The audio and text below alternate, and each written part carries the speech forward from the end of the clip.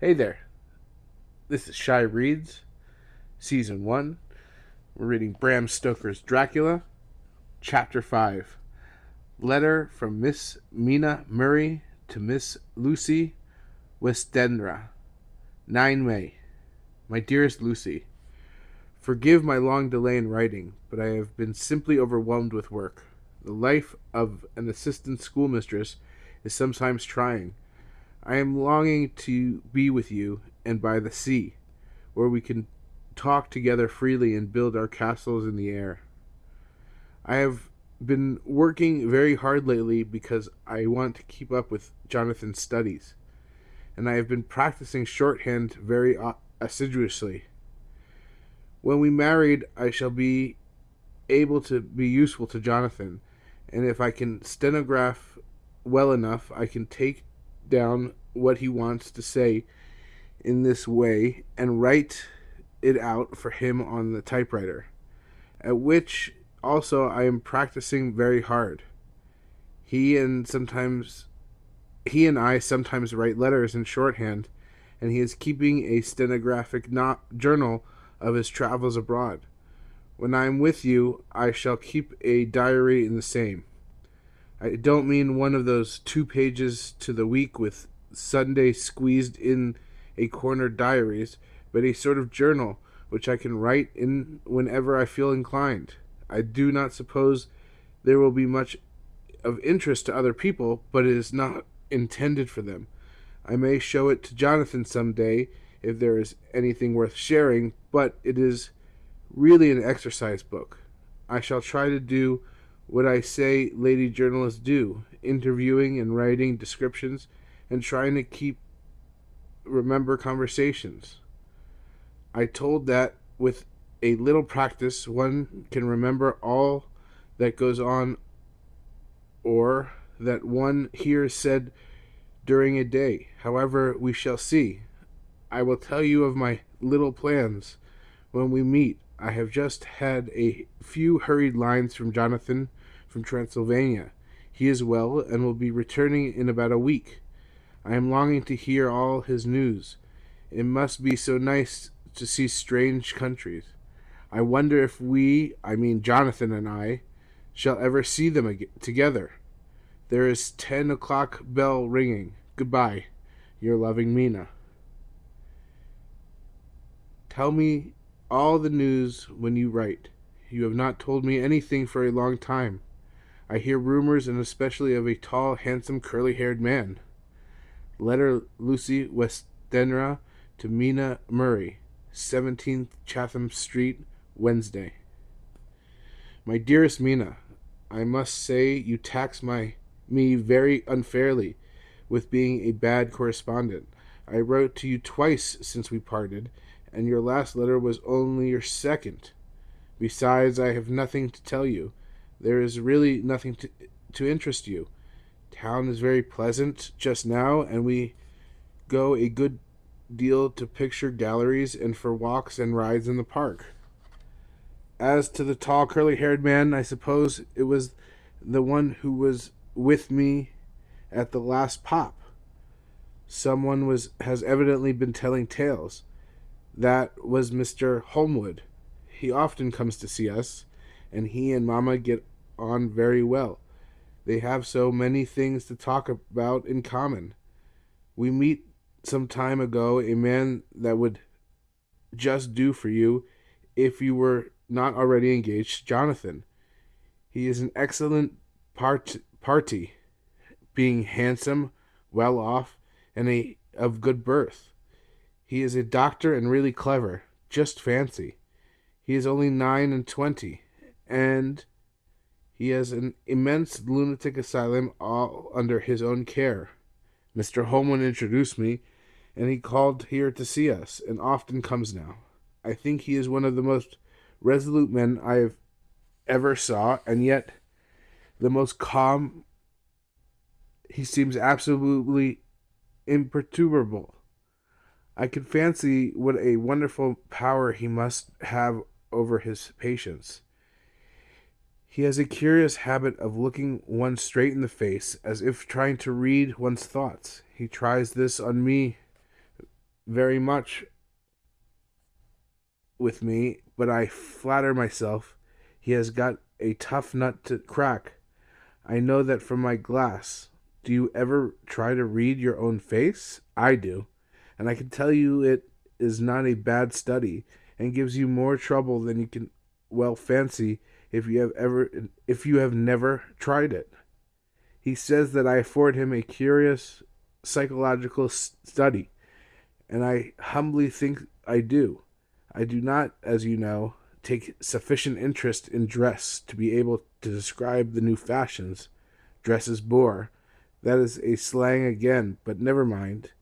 Arthur says that every day there it is all out. Mina, we have told all our secrets to each other since we were children.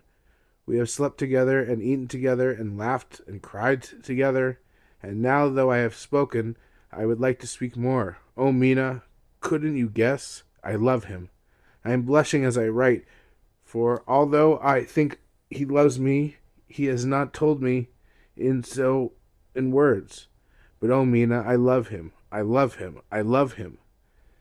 There, that does me good. I wish I were with you, dear, sitting by the fire, undressing as we used to sit, and I would try to tell you what I feel. I do not know how I am writing this even to you. I am afraid to stop, or I should tear up with the letter, and I don't want to stop, for I do so want to tell you. Let me hear from you at once, and tell me that you think what you think about it. I must stop. Good night. Bless me in your prayers, and Mina, pray for my happiness. Lucy. P.S. I need not tell you this is a secret. Good night again. L. Letter Lucy Westerna to Mina Murray. My dearest Mina, thanks and thanks and thanks again for your sweet letter. It was so nice to be able to tell you and to have your sympathy. My dear, it never rains but it pours. How true the old proverbs are. Here am I, who shall be 20 in September, and yet I never had a proposal till today. Not a real proposal. And today I have had three. Just fancy, three proposals in one day. Isn't it awful? I feel sorry, really and truly sorry, for two of the poor fellows. Oh, Mina, I'm so happy that I don't know what to do with myself. And three proposals.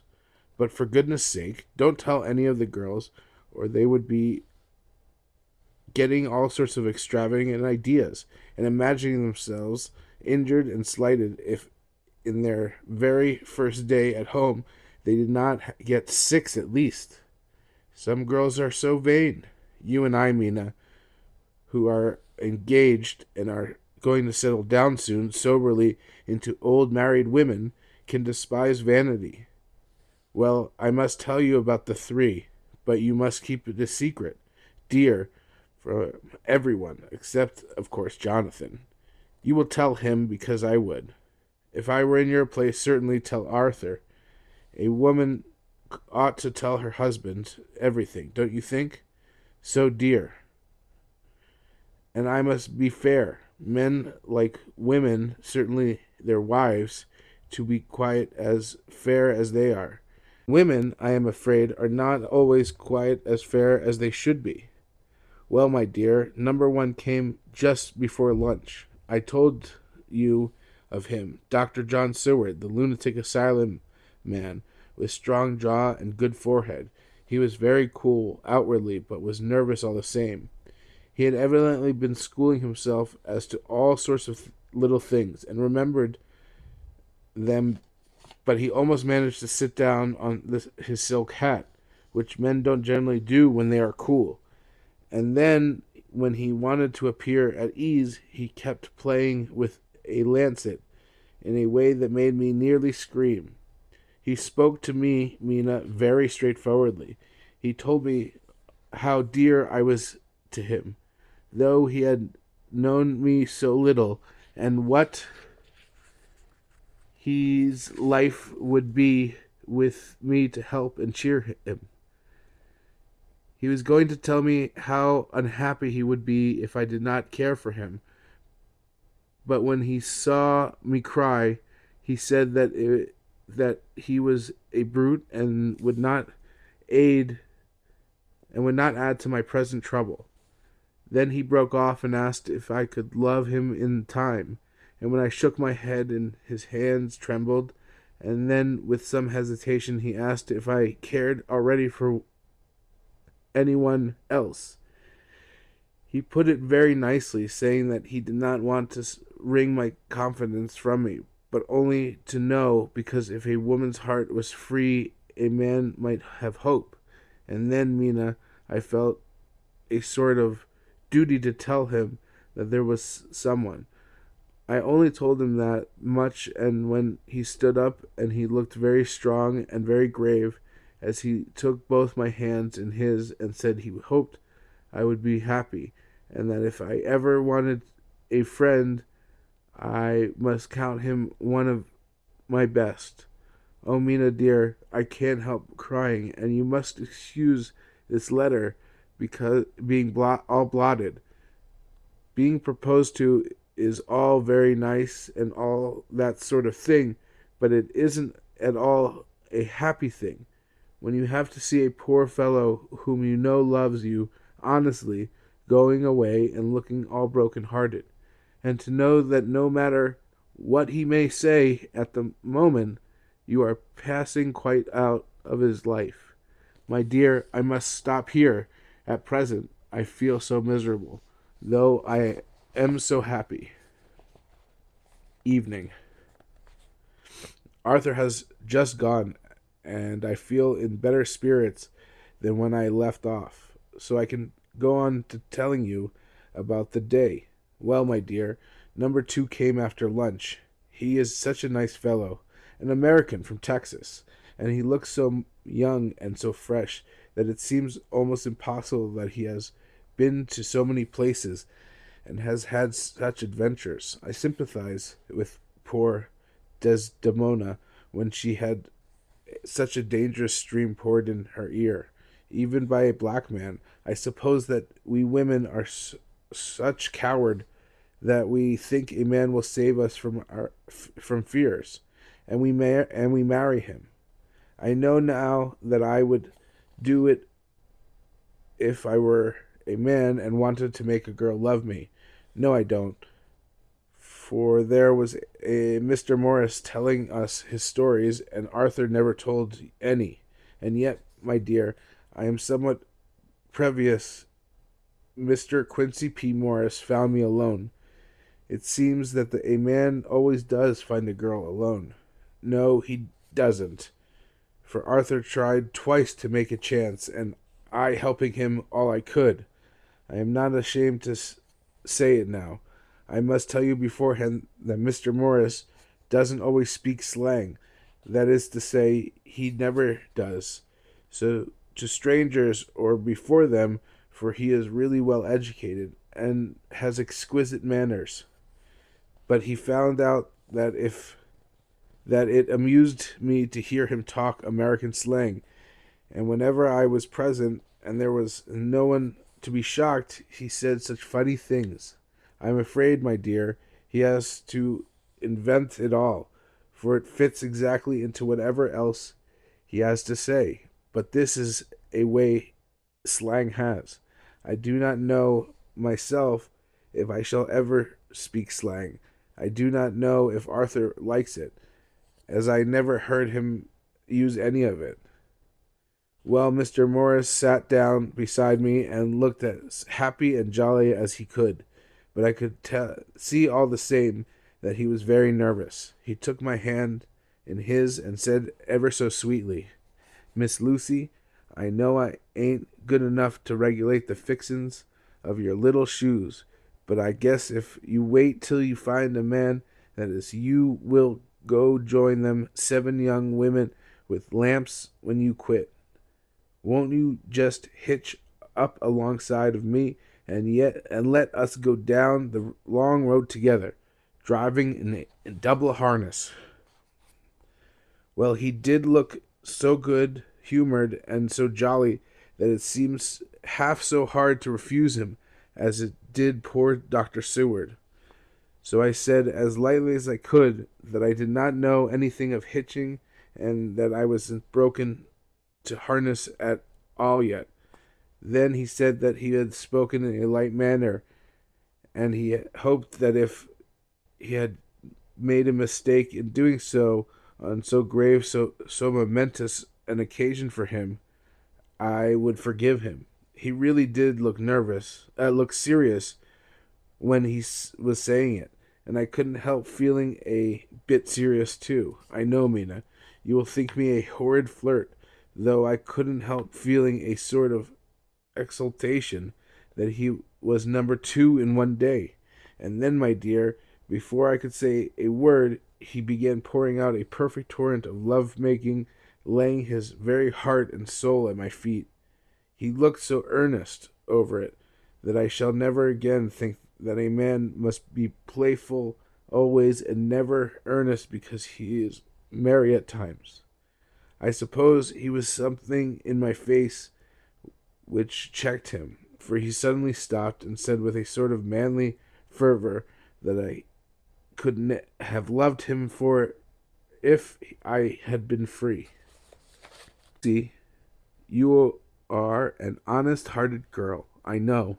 I should not be here speaking to you as I am now if I did not believe you clean grit right through to the very depths of your soul. Tell me, like one good fellow to another, is there anyone else that you care for?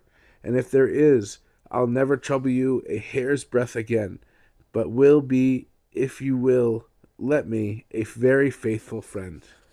My dear Mina, why are men so noble when we women are so little worthy of them? Here was I almost making fun of his great-hearted, true gentleman.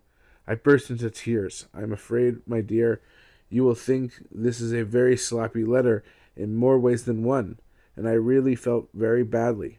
Why can't they let a girl marry three men, or as many as want her, and save all this trouble? But this is hearsay, and I must not say it. I am glad to say that though I was crying, I was able to look into Mr. Morse's brave eyes, and I told him out straight, yes, there is someone I love, though he has not told me yet, and he even loves me. I was right to speak to him so frankly, for quite a light came into his face, and he put out both his hands and took mine. I think I put them into his, and said in a hearty way, that's my brave girl. It's better worth being late for a chance of winning you than being in a time for any other girl in the world. Don't cry, my dear. If it's for me, I am a hard nut to crack, and I take it standing up. If that other fellow doesn't know his happiness, well, he'd better look for it soon, or he'll have to deal with me. Little girl, your honesty and pluck have made me a friend, and soon, and that's rarer than a lover. It's more unselfish anyhow. My dear, I'm going to have a pretty lonely walk between this and kingdom come. Won't you give me one kiss? It'll be something to keep off the darkness now and then. You can, you know, if you like, for the other good fellow, he must be a good fellow, my dear, and a fine fellow, or you could not love him. Hasn't spoken yet. That quite won me, Mina, for it was brave and sweet of him, and noble too to a rival, wasn't it? And he so sad, so I leant over and kissed him. He stood up with my two hands in his, and as he looked down into my face, I am afraid I was blushing very much. He said, little girl, I hold your hand and you've kissed me.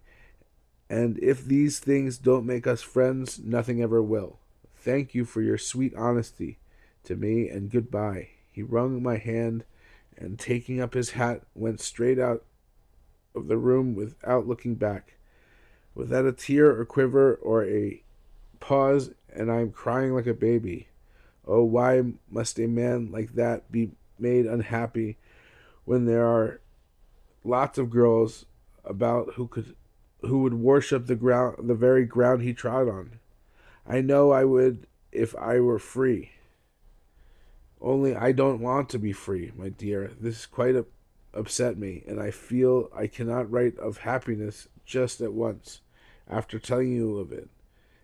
And I don't wish to tell you of the number three until it could be all happy. Ever your loving Lucy. P.S. Oh, about number three.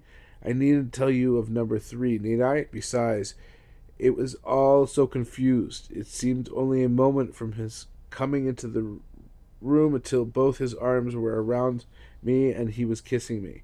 I am very, very happy, and I don't know what I have done to deserve it. I must only try in future to show that I am not ungrateful to God for all his goodness to me in sending to me such a lover, such a husband, and such a friend. Goodbye. Dr. Steward's diary, kept in phonograph. 25 May. Ebb tide in appetite today. Cannot eat, cannot rest, so diary instead. Since my rebuff of yesterday, I have sort of empty feelings. Nothing in the world seems of sufficient importance to be worth the doing. As I knew that only cure for this sort of thing was work, I went down amongst the patients. I picked out one who has afforded me a study of much interest. He is so quaint that I am determined to understand him as well as I can. Today I seem to get nearer than ever before to the heart of his mystery. I questioned him more fully than I had ever done, with a view to making myself master of the facts of his hallucination. In my manner of doing it there was, I now see, something of cruelty. I seemed to wish to keep him to the point of his madness, a thing which I avoid with patience as I would the mouth of hell. Mem. Under that circumstance, would I not avoid the pit of hell? Omnia Rome, vanilliae sunt. Hell has its price. Verb sap. If there be anything behind this instinct, it will be valuable to trace it afterwards accurately. So I had better commence to do so. Therefore, R. M. Renfield, Etat 59, sanguine temperament, great physical strength, morbidly excitable, periods of gloom ending in some fixed idea which I cannot make out. I presume that the sanguine temperament itself and disturbing influence end in a mentally accomplished finish. A possibly dangerous man, probably dangerous if unselfish. In selfish men, caution is as secure an armor for their foes as for themselves. What I think of on this point is when self is the fixed point, the centripetal force is balanced with centrifugal. When duty, a cause, etc., is the fixed point, the latter force is paramount, and only accident or a series of accidents can balance it. Letter Quincy P. Morris to Honorable Arthur Holmwood. My dear Art, we've told yarns by the campfire in the prairies and dressed one another's wounds after trying a landing at the Marquesas and drunk hells on the shore of Titicaca. There are more yarns to be told and other wounds to be healed and another health to be drunk. Won't you let this be at my campfire tomorrow night? I have no hesitation in asking you, as I know certain lady is engaged to a certain dinner party, and that you are free. There will only be one other, our old pal at the Korea, Jack Seward. He's coming too, and we both want to mingle our sweeps over the wine cup, and to drink health with all our hearts, to be the to the happiest man in the wide world, who has won the noblest heart that God has made and the best worth winning. We promise you a hearty welcome and a loving greeting and a health as true as your own right hand. We shall both swear to leave you at home if you drink too deep to a certain pair of eyes. Come, yours as ever and always, Quincy P. Morris. Telegram from Arthur Holmwood to Quincy P. Morris. 26 May. Count me in every time. I bear messages which will make both your ears tingle. Art.